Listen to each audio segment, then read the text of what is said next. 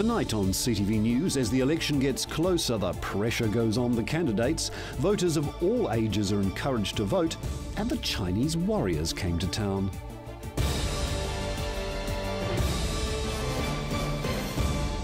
This is CTV News. I'm Grant Mangan.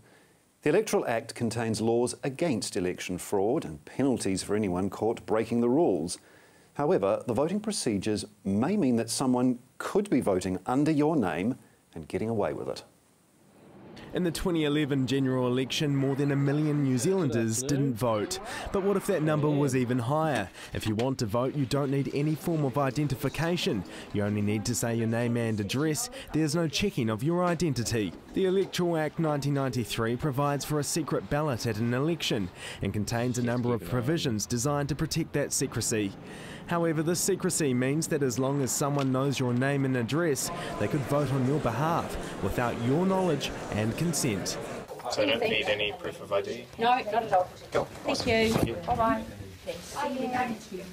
Following the 2011 election, there were 63 cases of voter fraud referred to police. These were cases where people were found to have voted twice. A number of people were warned, but no one was charged. However, what happens if someone pretends to be someone else?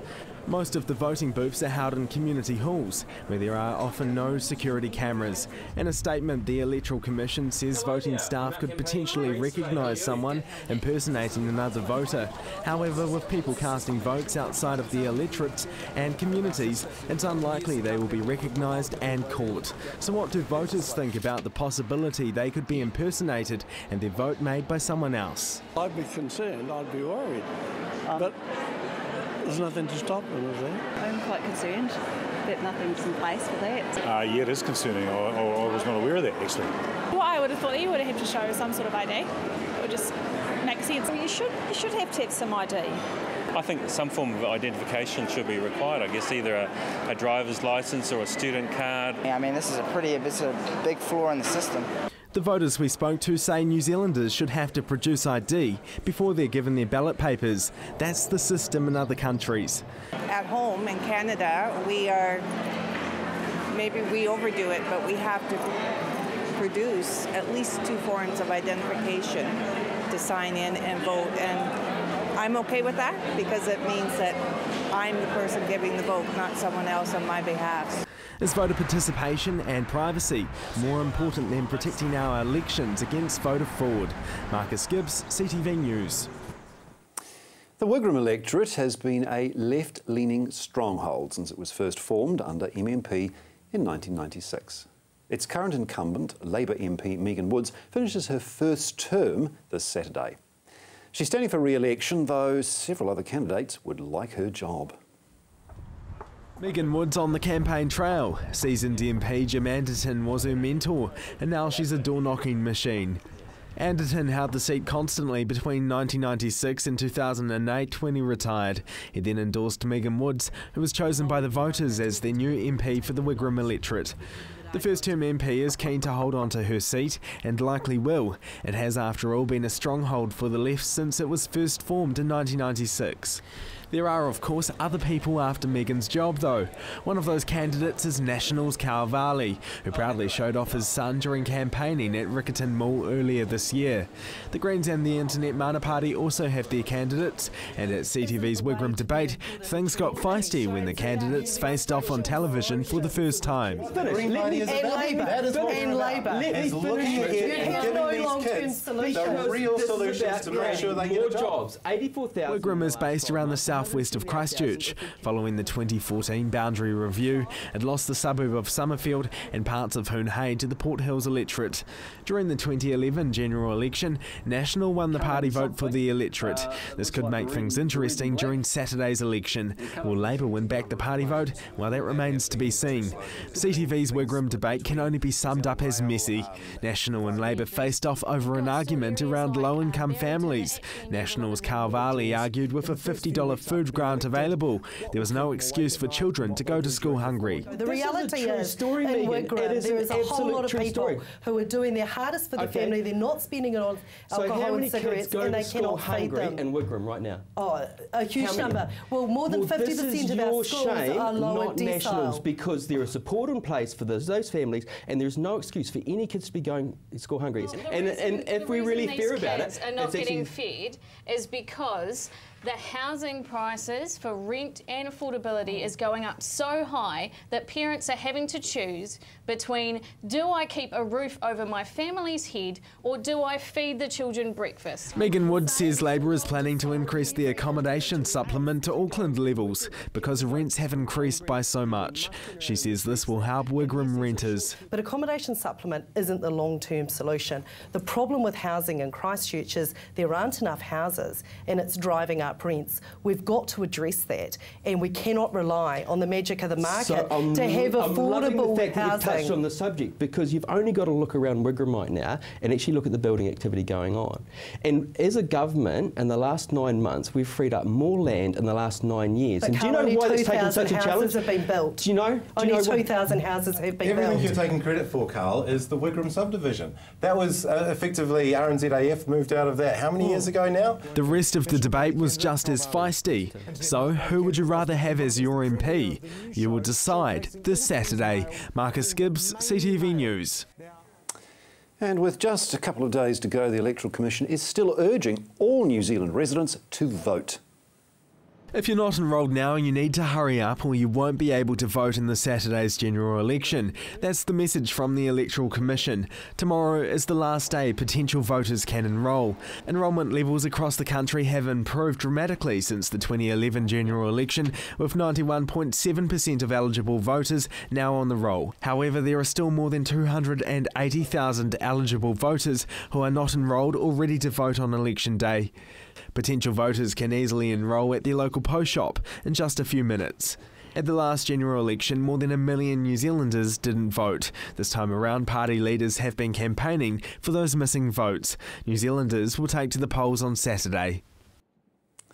The New Zealand Union of Students' Associations is imploring students to ensure they make their voices heard this election and join the many thousands who have already heeded the call. Early voting has been arranged at every university and a number of polytechnic campuses around the country in an effort to increase the youth vote. Tens of thousands of pamphlets that explain different parties' policies have been sent out to students, and volunteers have been enrolling and assisting students to vote over the last 2 weeks. The union is calling for students to vote, saying they could have an impact on the election outcome. There are more than 417,000 tertiary students in New Zealand. That's 14% of the total voting population. Nationwide, it's estimated 211,000 people under the age of 25 didn't vote in the 2011 general election. That's more than 5% of the New Zealand electorate. The union says that students who vote could have the power to make or change the government. Well, coming up today, the Chinese warriors came to town.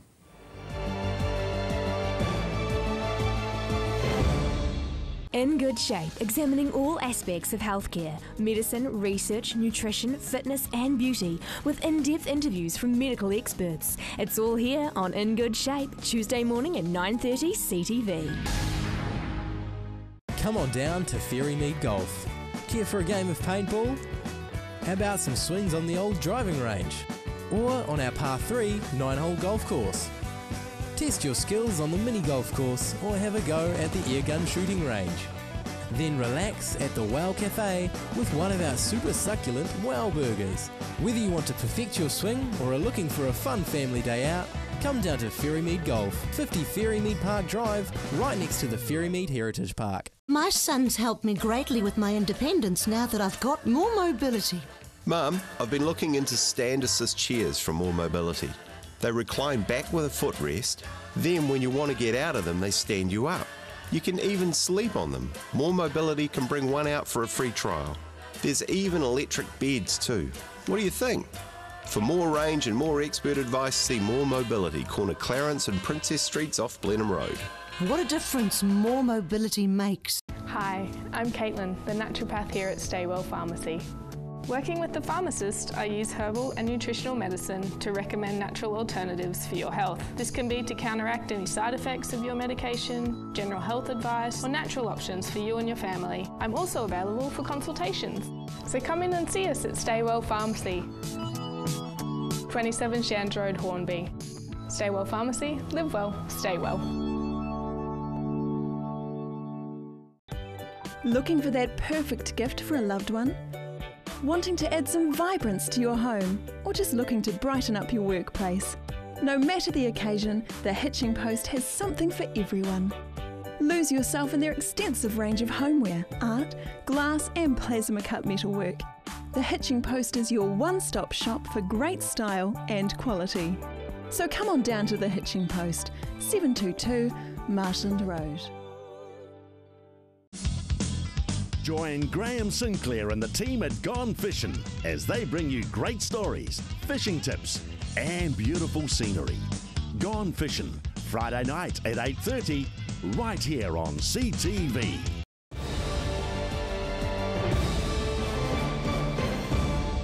From Chinese folk dance to traditional instruments, the Chinese community performed in Christchurch today in a preview of the Chinese Terracotta Festival. The dance of Chinese warriors danced for thousands of years. Here in Christchurch performed today for the very first time. The first time, yeah, first time to come to Christchurch, and just want to promote the Xi'an tourists and make a connection from between China and New Zealand. Dancing Chinese warriors, musical performers, and even some Chinese kung fu. It's very exciting, sure.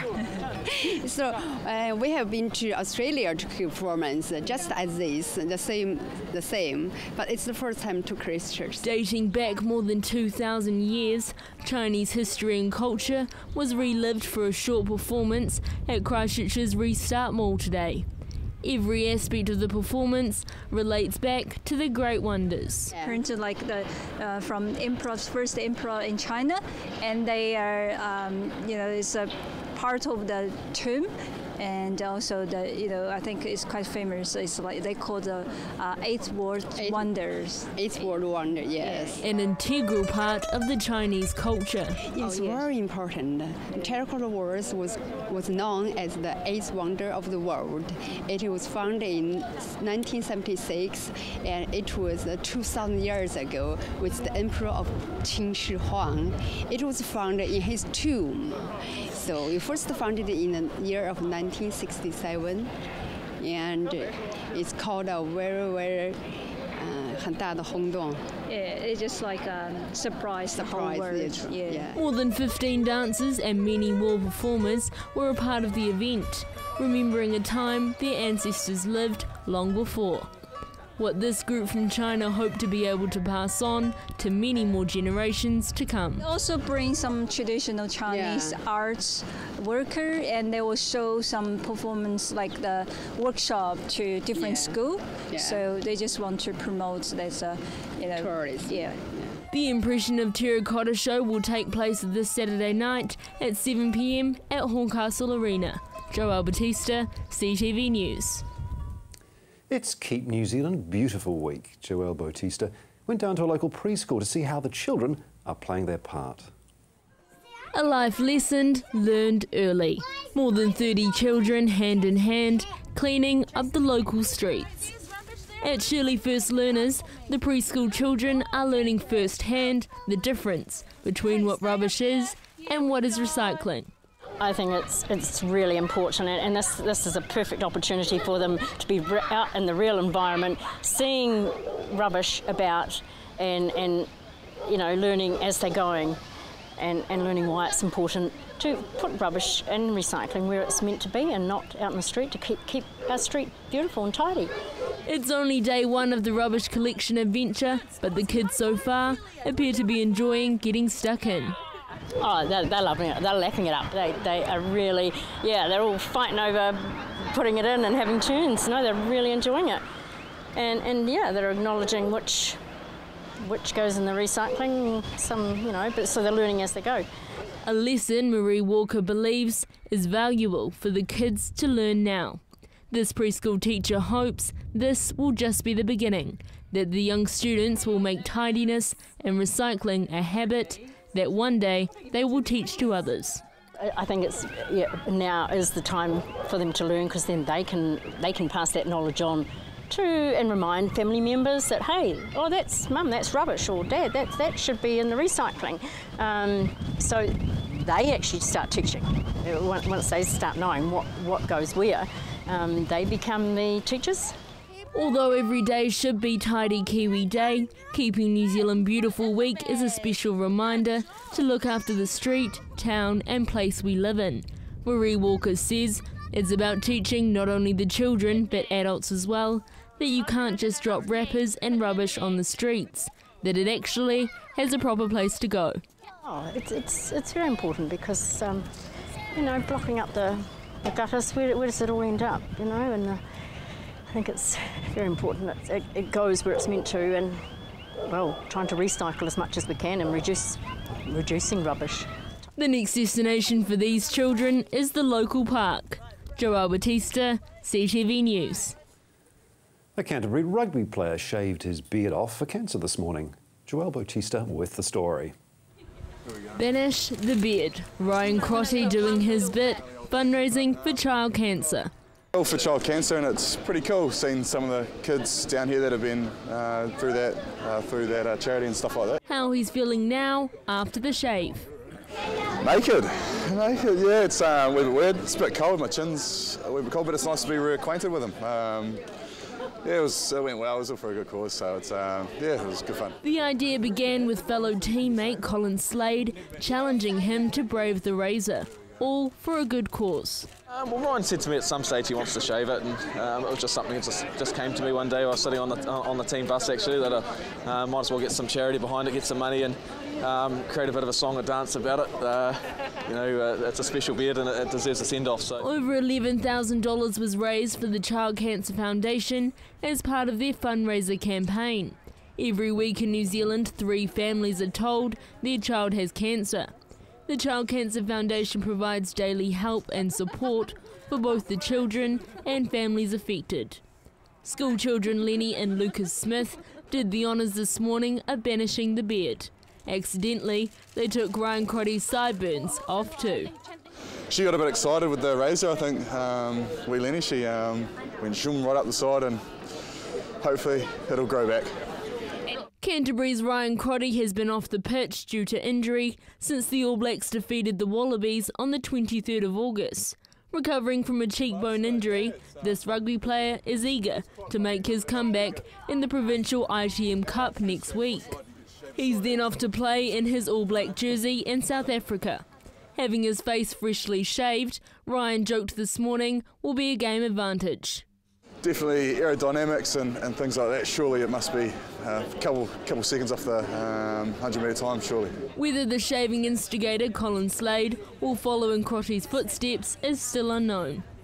Dan Carter put up $1,000 if Colin was to shave his head, so he's kind of been a bit of a chicken about it, and we're a bit sensitive about his looks. So I don't think he's going to do it, but definitely we'll come back around and get him. But neither willing to step up to the razor, Colin Slade kindly reminded it's not just about the shaving, it's about fundraising for the good cause.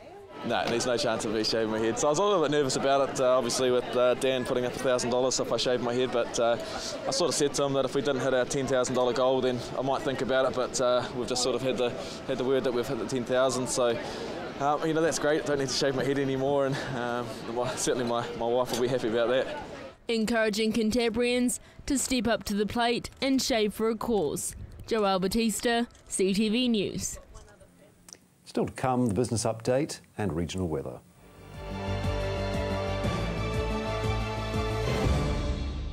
Southern Newsweek is an Otago-based news bulletin. Produced locally in Dunedin, it's your chance to catch up on everything that's happening in the community. Southern Newsweek, Saturday at 6:30 p.m. and repeated Sunday at 10 a.m. right here on CTV.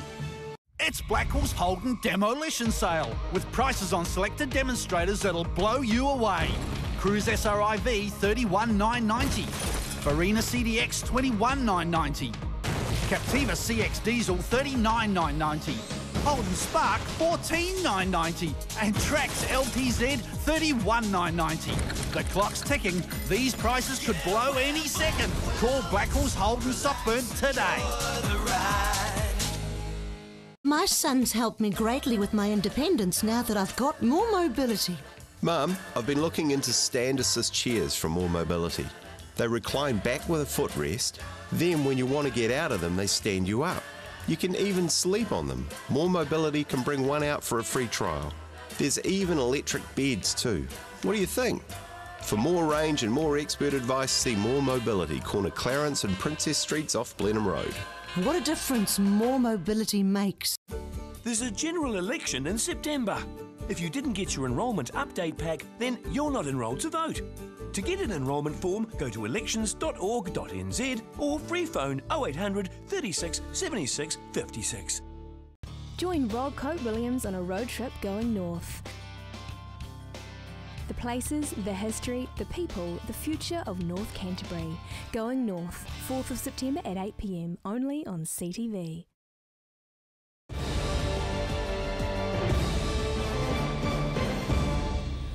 Now here's Warren Head with your regional business update.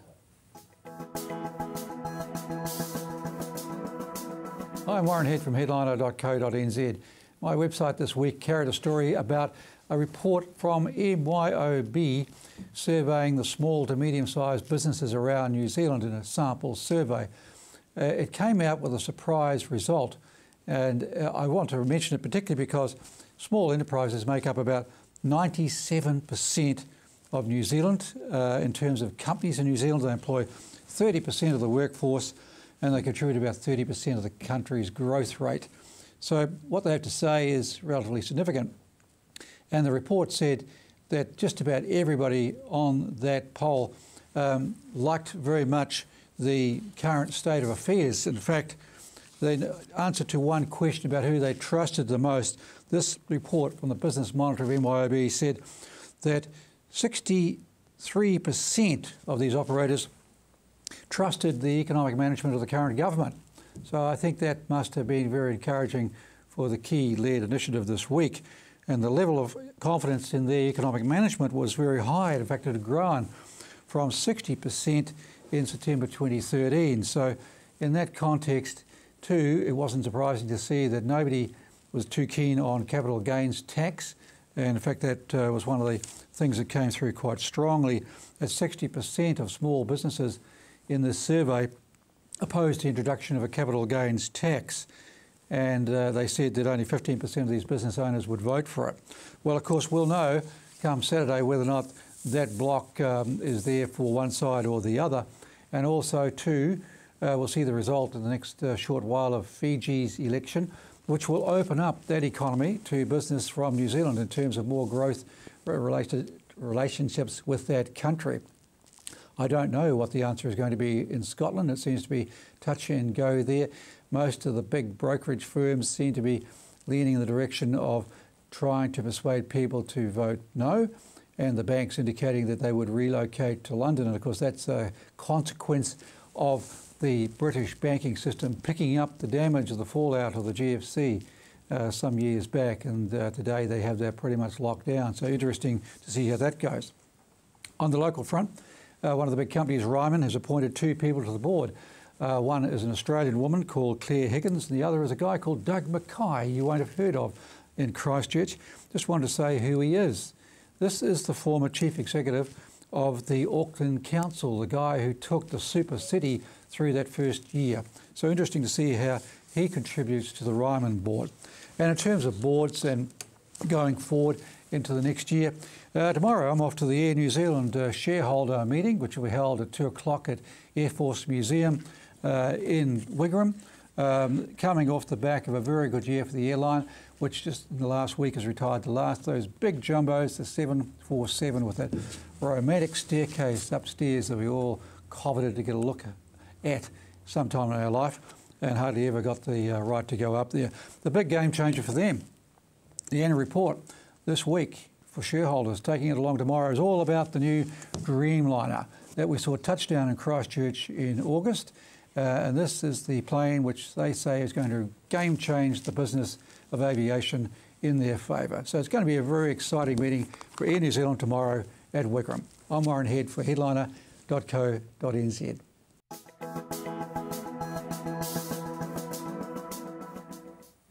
Time now to check out the weather around Canterbury.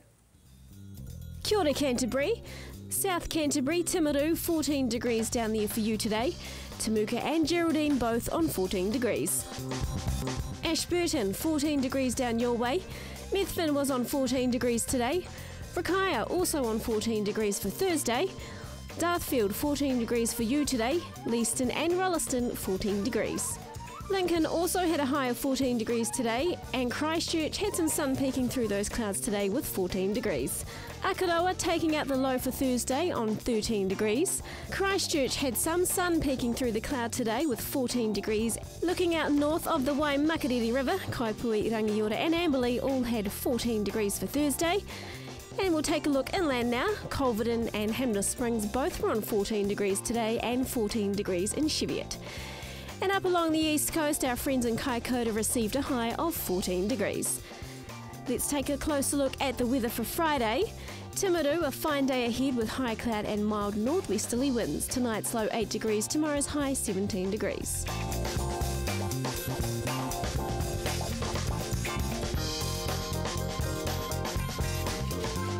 Ash Vegas, breezy northwesterly winds and scattered high cloud make for a great Friday ahead. Tonight's low will get down to 8 degrees and tomorrow's high will be a nice warm 18 degrees.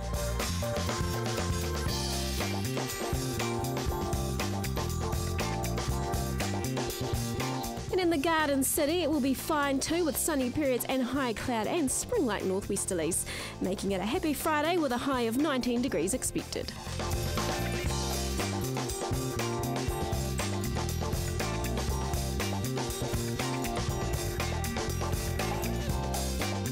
Up in Kaikoura, a fine Friday for you with high cloud and mild northwesterly winds. Tonight's low 8 degrees, tomorrow's high a warm 19 degrees.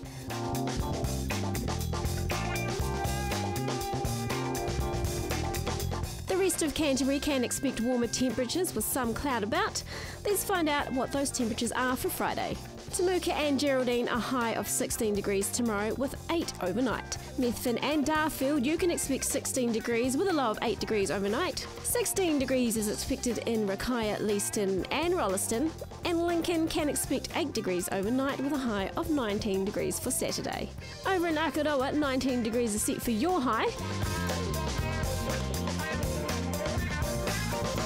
Out north, a fine day for Kaipui, Rangiora and Amberley, all on a warm 19 degrees.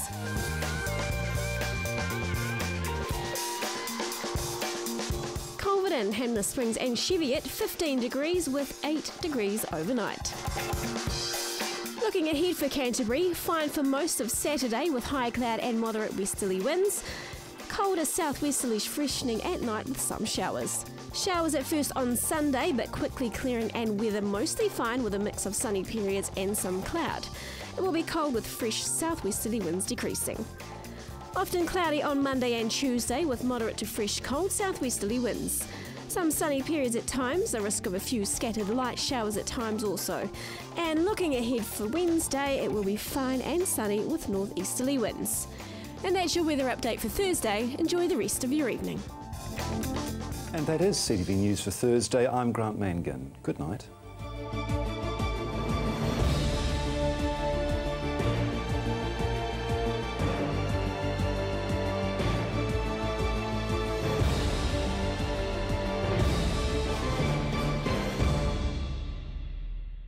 Supporting local content so you can see more of New Zealand on air.